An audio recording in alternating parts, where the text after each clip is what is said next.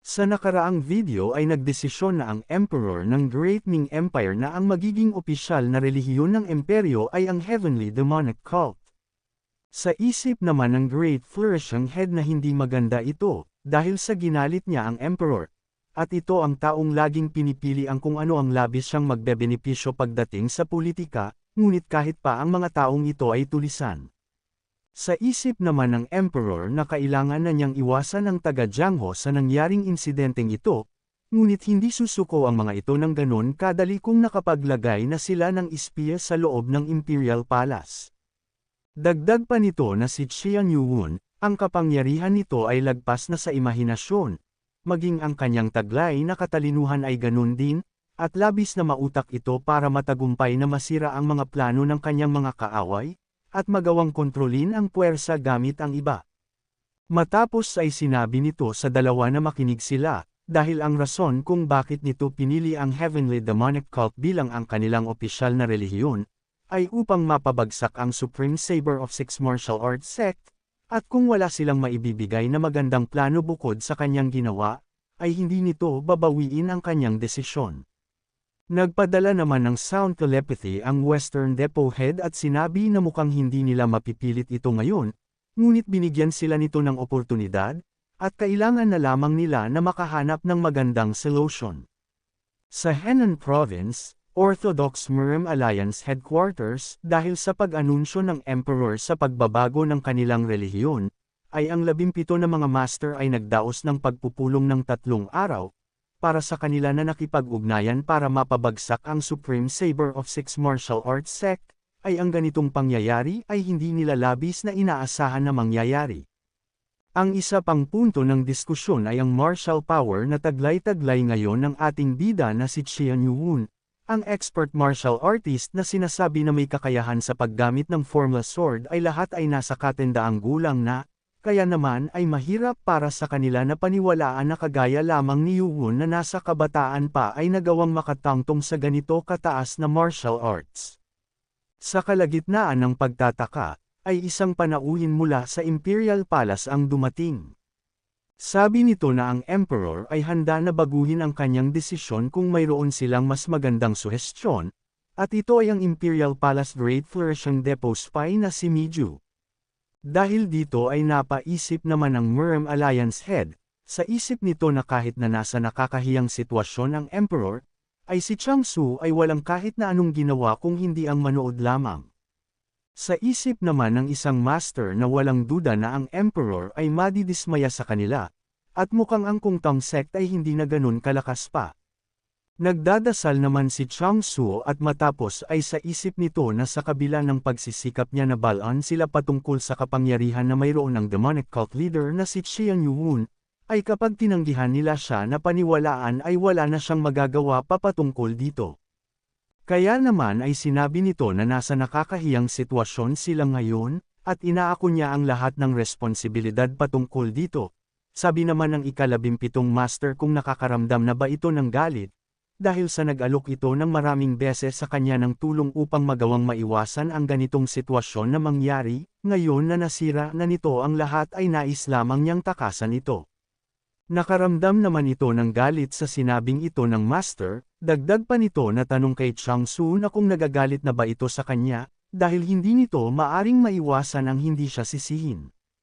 Sinang-ayunan naman ito ni Changsu at sinabi na tama siya na hindi na niya maiiwasan pa ito, dahil sa inaamin niya na ang lahat ng ito ay nangyari dahil sa wala siyang magawa, ngunit kahit pa siya ang nandoon ay wala pa ding magbabago at isinusumpa niya ito sa kanyang braso. Dagdag pa nito na ang kanyang salita ay matibay at hindi niya dapat na subukan ito, ngunit nanindigan naman ang isang master at sinabi na ipapakita niya dito ang kanyang makakayang gawin. Kaya naman ay sinabi nito sa kanilang pinuno na ipadala siya nito sa Imperial Palace upang kaharapin ang Emperor at mabago ang kanyang desisyon, at magagawa niyang maayos ang sitwasyon. Sa isip naman ng Muslim Alliance Head na mabuti ang nangyayari, dahil hindi niya inakala na may maglalakas ng loob na makisali upang subukan na maayos ang problema, kaya naman ay tinanong niya ang master na kung sigurado ba ito sa kanyang nais na mangyari. Sa isip naman nito na hindi siya nagkaroon ng oportunidad upang maipakita ang kanyang silbi sa posisyon nito dahil sa namana lamang niya ang posisyon na ito sa kanyang ama, at ito na ang kanyang pagkakataon, kaya naman ay sinabi nito na maaari na niyang iwan ang lahat sa kanya. Nang bigla naman na may nagsalita sa kanyang gilid at tinawag ang atensyon niya, sabi nito na nais niya din na sumama sa isang master sa pagpunta nito sa Imperial Palace. Ang Murem Alliance head ay nag-ampo ng 3 bata, at ito ay si Muyuju, Kang So-a, at Yeon Buso. Ang lahat ay mga labis na talentado pagdating sa martial arts, ngunit si Yeon Buso ay sobra pa sa talentado, na kahit na ang 17 mga master ay tumulong upang palakihin siya. Masaya naman na napapaisip ang Murem Alliance head na mukhang ito ay dahil sa Demon Lord kaya ito naging interesado sa misyon, at ngayon na naisip na niya, ay parang siya din ito noong panahon nila ng dating pinuno ng Heavenly Demonic Cult na si Chian Ojong, at ang pagtatapatan ay isang magandang paraan upang mas lumakas. Dagdag pa nito na maaring mapanganib ito ngunit mas magandang pagkakataon ito para makakuha ito ng mga kasanayan, kaya naman ay sinabi nito kay Yeon Buso na maaari niyang gawin ang nais niya, na agad naman nitong ipinagpasalamat. Sabi naman dito ng master na isang karangalan ang makasama ito sa misyon, sumagot naman ito na kahit na wala siyang magagawa pa na maganda ay nais pa din itong makatulong sa kanya. Masaya naman nitong sinabi na kasama siya ay ang Master Changsu ay mag-aalala para sa kanyang braso, na ikinatuwa naman ng lahat. Sa isip nito na ang isang genius na nagawang makapagpalakas sa loob lamang ng 3 buwan ay sasamahan siya, at mukhang magiging madali ang kanilang misyon. Sa isip naman ni Changsu na kung ikukonsidera nito ang kanyang pagiging mainitan ang ulo, ay si Pang Muol ay hindi nararapat na tawagin bilang isang master, at siya na tinanggihan ang kanyang paalala patungkol kay Qian Yuun, dahil ang pinuno ng demonic cult ay hindi nagpapakita ng awa, hindi nito inaasahan na mapapaslang ang master dahil sa alyansa na mayroon sila, ngunit gusto nitong makita ang ekspresyon sa mukha nito sa kanyang pagbabalik. Kung umabot ka na sa parte ng video na ito ay maaari lamang na i-click ang like at super thanks sa baba bilang pagsuporta. Maraming salamat. Makalipas ang 3 araw, sa Dragon Palace, sa Great Ming Empire Imperial Palace, sa South Gate, ay sinabi ng isang eunuko na ang mga kasama niya ay mula sa Murem Alliance at inutusan niya ang gwardya na agad na magmadaling gumawa ng kanilang entry pass, na sinunod naman nito. Kaya naman ay sinabi ng eunuko na kailangan nila munang maghintay ng kaunti pang sandali, na sinabi naman ng ika-17 master na walang problema at ayos lamang sila, nang kinausap naman nito ang isang master. Sabi naman nito na kung kasama nila ang Great Master Gakyeon ay sigurado siya na isa sa ibibigay nitong suhestyon ay ang Budismo bilang pamalit. At ngayon na siya ang kanilang kasama ay gagawin niya ang lahat ng kanyang makakaya. Sabi naman ng isang master na kaya hindi siya sumama ay dahil sa mayroon din itong gampanin na dapat na gawin, at sinabi nito na kakausapin na muna nila ang emperor, dahil sa hindi pa naman ito ipinapusara ang templo kaya naman ay hindi mahirap ang mapapayag ito. At para naman sa kanyang kasama na si Yeon Buso, na talagang nakakadismaya na wala ang demonic cult leader sa lugar na ito ngayon, na sinang-ayunan naman niya. Sa isip nito na sa tingin niya ay hindi sila itinadhana na magkita, nais sana nitong makita ang ating bida na kung gaano ito kalakas dahil sa ang second strategist na si So-hee ay labis itong hinahangaan. Dagdag pa nito na dahil sa ang katawan ng personal na gwardya ng Emperor ay sinunog na ay hindi na nito magagawa pa na masuri ang natamo nitong pinsala sa ating bida. Halos ilang buwan pa lamang nang marinig nito na si Yuun ay nasa evolutionary realm pa lamang, ngunit ngayon ay labis na tumaas ang martial arts nito upang magawa ang formless sword, ngunit hindi naman siya naniniwala dito, dahil ang sigurado pa lang siya ay mas lumakas ito sa kanya. Sabi pa nito na talagang nakakapanabak ang pagkikita nila, at sa tingin niya ay hindi nais ng kalangitan na siya at ang Orthodox Murem ay umunlad. Si Yeon Buso ay nakipaglaban sa mga martial artist matapos na pumasok sa Jangho, ngunit hindi nito maitago ang kanyang pagkadismaya, dahil ito sa walang kaedad niya ang nagagawang tapatan siya.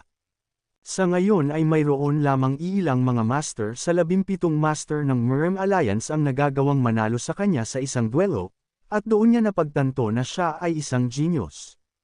Sa isip nito na kung ang ating bida ang totoong makakatapat sa kanya, ay sigurado siya na gagawa ang kalangitan ng paraan upang magkatagpo sila balang araw, kahit pa subukan nito na iwasan siya. Nang bigla naman na napasigaw ang eunuko at sinabi na mayroon silang problema, nagtanong naman ang isa pang eunuko na naghahantay sa labas kung dala na ba nito ang kanilang entry pass, sinang-ayunan naman niya ito, kaya naman ay sinabihan siya ng isang eunuko na kumalma lamang ito. Ngunit sinabi nito na sa pagdating ng mga tagasunod ng Heavenly Demonic Cult dito kaninang umaga, ay ang pagpapusara sa mga templo ay agad nang ipinatupad. Sa narinig ng mga ito ay nagulat naman sila. Sabi nito na wala na silang oras pa at kailangan na nilang makausap ang Emperor ngayon din. Sabi naman dito ng isang master na hindi maganda ang nangyayaring ito, kaya naman ay sinabi niya na susubukan niyang pahintuan ang mga ito sa pagpapasara ng Law Hall. Dahil dito ay mabilis na nagtungo sila Yi Buso at ang ika-17 master sa kinaroroonan ng Emperor, at ang isang master naman ay nagtungo sa kinaroroonan ng mga miyembro ng Demonic Cult upang pigilan ang mga ito. Sa nangyari naman ay napapangiti si Yon Buso dahil sa kung ganun ay ang demonic cult leader ay nakabalik na din. Sa templo naman na makikita sa southeast ng Dragon Palace, sa main temple 3 Puritais, ay kinakaharap ng mga ito ang mga ibang miyembro ng Murem Alliance at sa ginagawa ng mga ito na pagpigil sa kanilang gagawin dito. Matapos na maipatabi ng isang miyembro ng demonic cult ang isang taga-Murem Alliance, ay sinabi nito na magtatayo sila ng kanilang sariling templo gaya ng kung ano ang iniutos sa kanila, at sinasabi sa mga ito na sila ang mali sa sitwasyon na ito. Sumagot naman ang isa na tingin ba ng mga ito na magagawa nila ang kanilang nais kung ang emissary ng Murem Alliance ay nandito, nang sinabi naman dito ni Heobong na mukhang nakakainis na ang mga nangyayari, kaya naman ay agad itong nagpalabas ng flame chi sa kanyang kamay, at hindi din nagtagal ay agad itong ipinang-atake sa malapit na puno na agad ding nagliyab. Napapatanong naman ang ibang nakakita na kung ano namang klaseng evil art ang ginawa nito. Matapang namang sinabi dito ni Heobong na susunugan niya ang kung sino ang nais na pigilan sila, kaya naman ay agad nitong sinabihan ang mga tagasunod ng Murem Alliance na mag-ialis na ang mga ito habang mabait pa siya. Nang bigla naman na natigilan ito, dahil sa pagdating ng iba pang mga miyembro ng Murem Alliance, matapos ay sinabi ng master na masaya siya dahil sa hindi pa sila nahuli ng dating, dagdag pa nito na alam niya na magkakampi sila, ngunit may mga linya sila na dapat ay hindi ng mga ito na tinatawid. Tinanong naman siya ni Heobong na kung sino naman ito, at kung ano naman ang pakialam niya sa mga sinasabi ng master sa kanya, ngunit sa isip naman ng master na may nararamdaman siyang kakaiba sa isang ito, dahil wala naman ito sa edad na 20 ngunit ang kanyang aura, ay mukhang nasa evolutionary realm na din siya. Dagdag pa nito na mukhang ito ay ang demonic cult leader, at ngayon ay alam na nito kung bakit napagkamalan ni Changsu na nasa life and death realm na ang pinuno ng demonic cult, ngunit sigurado siya na hindi. Kaya naman ay nagpakilala ito na siya ang pinuno ng Hengshan sect, kaya naman ay nakiusap siya kay Heobong na umalis na dito at isama na din ang kanyang mga tagasunod. Naguguluhan naman dito si Heobong sa sinasabi sa kanya ng master. Nang bigla naman itong sumigaw at sinabi na ito ay ang teritoryo ng Orthodox Alliance, at huwag nitong sisirain ang batas ng kanilang alyansa, nang sinabi naman dito ni Heobong na kung kailan pa naging teritoryo ng Orthodox faction ang Imperial Palace. Sa isip nito na makakaya naman niyang mapatamba ito, kaya naman ay sinabi nito kay Heobong na binalaan na siya nito, at siya ang nagdala nito sa kanyang sarili, at siya na demonic cult leader, at huwag sana niyang pagsisihan ito. Nang bigla naman na nagsalita si Yuun sa kanyang likudan at tinatanong kung ano naman ang kanyang dapat na pagsisihan, sa nangyari ay bigla naman na natigilan ang master sa kanyang kinatatayuan. Maya-maya pa ay nagtanong ang master na kung sino naman siya at agad na inatake ang ating bida, ngunit nagulat naman ito sa kanyang nakita, dahil nagawa lamang na mabasag ni Yuun ang kanyang sandata gamit lamang ang sword aura sa kamay nito. Matapos ay sinabi ng ating bida sa kanya na siya itong unang umatake, kaya naman ay agad niya itong hinablot, at nang matapos ay binuhat paitaas. Sa isip nito na hindi niya magamit ang kanyang reflective enhanced energy, at ang chi nito ay nakakamangha. Matapos ay ang lahat ng nakapalibot sa ating bida na miyembro ng Heavenly Demonic Cult ay nagsiluhod at binati ang pagdating ni Yu-Woon. Dahil dito ay bigla naman siyang nagtaka at pinagpawisan, dahil sa ito pala ang tunay na demonic cult leader at hindi ang isa na kausap niya kanina. Sa isip naman ng kasamahan na kasama ng master na ang taong ito ay nagawa lamang na hawakan ang kanilang master at halos hindi na ito makagalaw. Kaya naman ay nakipag-usap ito sa iba gamit ang sound telepathy na ang kanilang master ay maaring mapaslang sa ganitong sitwasyon, kaya naman ay gagamitin nila ang serial sword harmony kapag sinabi na nito, hindi din nagtagal at agad na nagbigay ito ng senyales ng kanilang gagawing pag-atake. Kaya naman ay agad na tumalon ang dalawa sa itaas ng ating bida, nang makakuha ng tamang distansya ay agad na sumugod pababa. Habang papa-atake ay inuutusan ng mga ito ang ating bida na bitawan nito ang kanilang master, ngunit bago pa umabot ang mga ito sa kinaroroonan ng kanilang master at ni Yu-Woon, ay agad naman na nakatikim ang dalawa ng atake mula kay Wang Hul at sa Grand Guardian, na ikinatalsak ng mga ito. Matapos ay sabi ni Wang Hul na hindi dapat ganito sila makipag-usap sa kanilang Demon Lord. Sa isip naman ng isa sa mga napatalsik na ang ganitong puwersa sa isang pag-atake lamang, ay talagang nakakamanghang kakayahan. Agad naman na tinawag ni Heobong si Wang Hul dahil sa matagal nilang hindi nagkita, na binati din ito pabalik. Ngunit bigla naman itong natigilan dahil sa masaya ito na siya lamang ang bukod tangi sa Six Swords Troop ang nakaabot ng Evolutionary Realm. Ngunit kung titignan nito ang aura ni Heobong, ay sigurado siya na mas mataas pa ang level nito kumpara sa kanya. Dagdag pa nito na mukhang mas mataas ang martial realm nito gaya ng ipinapakita ng kanyang aura, at mukhang makukuha na nito ang unang posisyon sa Six Swords Troop. Nang bigla naman na nagalit ang master at sinabi sa ating bida na siya ang nagdala nito sa kanyang sarili, kaya naman ay agad itong nagpalabas ng malakas na enerhiya sa kanyang katawan, at nagsagawa ng isang teknik at ito ay ang indirect strike. Agad naman na pumulibot ito sa kamay ni Yu-Woon, ngunit itinapon lamang ng ating bida ang atake sa lupang kanilang kinatatayuan, at sa lakas nito ay nagsanhi ito ng pagkabitak. Sa nangyari ay gulat na gulat ito dahil sa nagawa lamang nitong mapawalang bisa ang kanyang indirect strike na labis niyang na-master. Kaya naman ay napasabi ito na tama nga si Chang Su. Ngunit sabi naman dito ng ating bida na mukhang ang monghe na ito ay mataas ang determinasyon na pigilan sila. Sabi naman ito sa ating bida na siya ay isang monghe na mula sa Merem Alliance, at pag-usapan nila ang hindi pagkakaintindihan dito. Nang bigla naman na tinanggalan ito ng isa niyang braso ng ating bida, sa nangyari ay labis naman itong nagsusumigaw sa tindi ng sakit na nararanasan niya.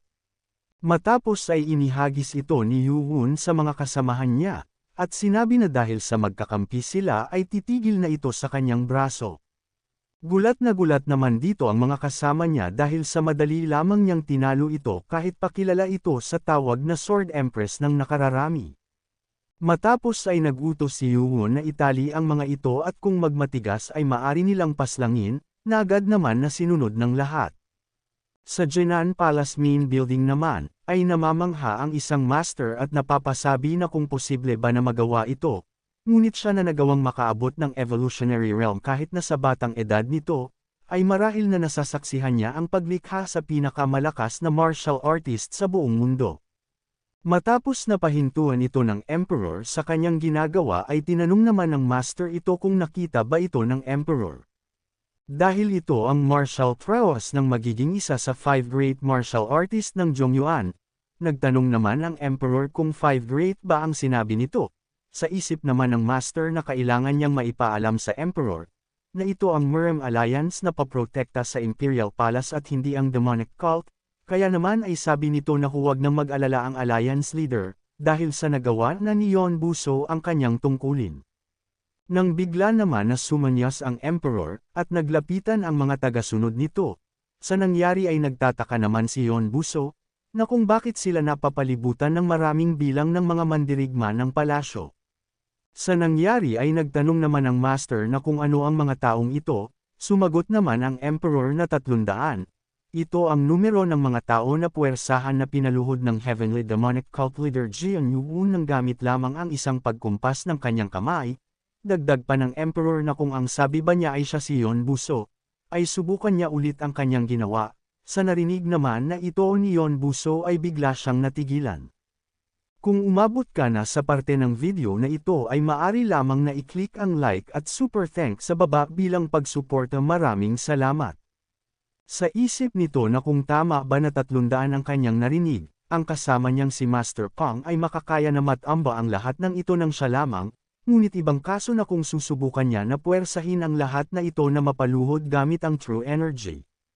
Dagdag pa nito na kahit gawin niya pa ang lahat ng kanyang makakaya, ay maari niyang magawa ito sa 100 sa loob ng kalahating oras, at hindi posible na puwersahin ang 300 tao sa isang kumpas lamang ng kamay. Tinanong naman siya ng Emperor na kung anong mali, at tinanong kung makakaya ba niya ito. Nagpadala naman ng sound telepathy ang Master kay Yon Buso at sinabi na mukhang nagpapalabis lamang ang Emperor, at tingin niya na nais lang nitong makita kung gaano ito kadalubhasa. Sa isip naman ni Yon Buso na ang mga ganong usap-usapan ay palaging minamalabis, ngunit ang patunayan ang kanyang sarili sa harapan niya sa ganitong sitwasyon, ay sa tingin niya na ang demonic cult leader ay talagang ang kanyang katapat. Kaya naman ay sinabi nito sa Emperor na makakaya niya na magawa ito, ngunit isang pambabastos sa Demon Lord at para sa kanya na subukan ang kopyahin ang kanyang ginawa, kaya naman ay may iba na lang ito na ipapakita sa kanya. Nagtaka naman ang Emperor sa sinabi niyang ito, matapos ay agad nitong ikinumpas ang kanyang kamay, at ang mga sandata ng mga mandirigma ng palasyo ay nagsilutangan sa itaas. Namangha naman dito ang Emperor at sinabi na ito ay ang Chi Sword Control, maging ang mga tao sa loob ay napapatanong kung totoo ba na ito ay ang Chi Sword Control. Sabi ng Great Flourishing Head sa Emperor na ito ay isang pinaka-advanced skill na tanging posible lamang na magawa ng mga 5 great martial artists ng Jiangho. Nagtaka naman ito sa 5 great martial artist na tinutukoy nito, kaya naman ay nagtanong ang Emperor na kung kasama din ba doon ang demonic cult leader sa 5. Hindi naman ito sinang-ayunan ito, ngunit sa kanyang narinig ay ang dating Demon Lord ang nakasama doon. Sa isip naman ng Emperor na ang 5 great martial artist ay dapat na napakalakas, kaya naman ay napatanong siya na kung gaano naman kaya kalakas ang demonic cult leader na si Yuun. Dagdag pa nito na ang isang maaring maging isa sa 5 great martial artist ang nasa harap niya, ngunit hindi pa din ito sapat kahit pa na ang alliance leader ang magpunta dito upang patunayan ang kanyang sarili, ngunit ang magpadala lamang ng isang bata na kagaya nito ay hindi katanggap-tanggap. Sabi pa nito na gusto niyang malaman kung mapapanatili pa ba niya ang ganitong ekspresyon sa kanyang muka kapag nakaharap na nito si Qian Yuun. Sa isip naman nito ay gamit ang isang teknik ay magagawa nitong mapabago ang isip ng Emperor, matapos ay mayabang nitong sinabi sa Emperor na makakaya nitong depensahan ang kanyang sarili mula sa mga atake ng mga eunuko sa kanya, nang hindi gumagawa ng kahit anong paghakbang sa bilog sa kanyang paanan. Kaya naman ay sinabi ng Emperor na kung ganun ay nais na niyang makita ito, kaya naman ay agad na nagsisugod ang mga eunuko upang atakihin si Yon Buso. Kaya naman ay agad itong naghanda, at agad na inatake ang lahat ng mga papasugod. Sa nangyari ay lumikha ito ng malakas na buhawi na pumulibot sa kanya, at nang matapos ay ang lahat naman ay nagtalsikan papalayo sa kanyang direksyon, at ang teknik na ito ay ang Peach Blossom Heaven Reflection. Nang matapos ay namamangha naman ang mga eunuko dahil sa isa itong nakakamanghang puwersa ng true energy, at napapatanong na kung papaano ang isang bata na kagaya niya ay ganito katalentado. Matapos ay masayang-masaya naman si Yon Buso dahil sa matagumpay niyang nagawa ito, kaya naman ay tinanong niya ang Emperor na kung ano ang masasabi niya dito, ngunit malamig naman siyang tinanong ng Emperor na kung ito na ba ang lahat ng kanyang maipapakita. Sa narinig nito ay nagtataka naman siya dahil sa mukhang nadismaya lamang ito, at mukhang hindi nakakamangha ang kanyang mga ginawa. Kaya naman ay sinabi ng Master na ang ginawa ni Yon Buso ay hindi posible na magawa ng kung sino na hindi karapat-dapat na matawag bilang isang 5 great martial artist. Ngunit sinagot naman siya ng Emperor na kung sa tingin ba nito na hindi niya alam ang patungkol sa 5 great martial artist ng Jiangho, Dagdag pa nito na naiintindihan niya na talentadong bata si Yon Buso. Kaya naman ay tinanong niya ito na kung magagawa ba niyang matalo ang kanyang ama sa pamamagitan lamang ng 3 pag-atake. Sa narinig naman na tanong ng Emperor sa kanya ay bigla itong natigilan at napatanong kung tama ba ang kanyang narinig. Sa isip nito na kahit na nasa Mystic Realm siya, ay ang kanyang ama ay naabot na ang rurok ng mga blade technique, kaya naman ay papaano niyang matatalo ito. Dahil sa hindi makasagot si Yon Buso dito ay sinabi na lang ng Emperor na huwag na niyang isipin pa ito, dahil hindi magbabago ang kanyang desisyon, at makakaalis na sila. Sabi naman niya na hindi maganda ito, dahil sa kalagayan nila ay ang Heavenly Demonic Cult ay magiging opisyal ng relihiyon ng Great Ming Empire. Nang bigla naman na may nagmamadali na pumasok sa palasyo upang may ibalitang importante, kaya naman ay tinanong nito kung ano ang naging problema. Nang makapasok ay agad naman ito na binati ang Emperor. Sabi naman niya na may kinakausap siya sa loob at ano naman itong kaguluhan na nagaganap. Nang bigla naman niyang sinabi na sana ay magbago pa ang isip ng Emperor dahil sa ang Great Ming Empire ay sinusunod na ang pamamaraan ng Daoist sa mahabang panahon. At tinanong ang Emperor kung bakit nito hinayaan na ang leader ng demonic cult at ang mga kasamahan nito na wasakin ang kanilang mga templo. Sa narinig naman na ito ni Yon Buso ay bigla itong nakaramdam ng tuwa dahil sa nandito na pala ang demonic cult leader. Kaya naman ay nagpadala ito ng sound telepathy kay Master Pong at sinabi na mukhang mas mapapadali na ito ngayon, dahil sa lalabanan na lang nito ang demonic cult leader, at papahintuan ang lahat ng mga nangyayari dito. Matapos ay sinabi ng Emperor na hindi na magbabago ang kanyang isip at maari na silang makaalis, na sinang-ayunan naman ng dalawa. Sa isip naman ng Emperor na aalis ang mga ito na parang sumuko na ngunit kitang-kita naman na kung ano ang nais nilang gawin, dahil ang mga mata ni Yon Buso ay kuminang nang malaman na nandito ang demonic cult leader, at ang pagiging aroganti ay maaring makapaslang ng kung sino, at sinubukan na niyang mailigtas silang dalawa. Nang makalabas ang mga ito ay agad silang nagtungo sa kinaroroonan ng ating bida.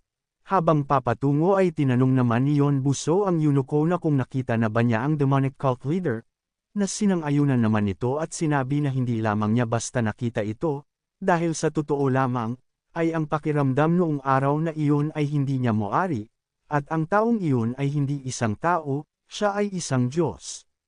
Sa isip naman ni Yon Buso na ito ay kagaya ng sinasabi ni Chang Su, sinasabi ng kanyang utak na mapanganib ito, ngunit hindi niya maitago ang sayang kanyang nararamdaman. Nang malapit na sila sa lugar, ay nagtaka naman ang master sa kanyang nakita, dahil ang mga taong nakaupo ay ang mga miyembro ng Hengsan sect. Kaya naman ay sinabi nito kay Yon Buso na siya na muna ang unang aatake. Sa isip nito na ngayon ay nakakuha na siya ng kanyang pagkakataon, kaya naman ay agad nitong iniutos habang papalapit na ilabas na nila ang kanilang mga sandata, dahil ito na ang oras para iligtas ang kanilang mga kapatid. Nang bigla namang nagtaka si Yon Buso, at napatanong kung ano itong nakakatakot na aura na kanyang nararamdaman, napapatanong siya na kung ito ba talaga ay isang aura ng isang tao, kaya naman ay agad nitong pinapahinto si Master Pong na papasugod. Dahil sa hindi na siya marinig nito, ay agad na siyang nagtungo dito, ngunit nang makarating siya, ay laking gulat naman ito sa kanyang nakita, dahil sa ang Master Pong na kanyang tinatawag ay putol na ang isang braso at apak-apak na ng ating bida. Naramdaman naman ni Yu-hun ang kanyang pagdating kaya naman ay napasabi siya na mukhang may iba pang tao sa paligid, ang nais na magmakaawa sa kanya upang matanggalan din ng braso ngayong araw. Kaya naman kung gusto mo na masubaybayan ang ating kwento ay i-open mo lang ang notification bell pagkatapos mo na mag-subscribe.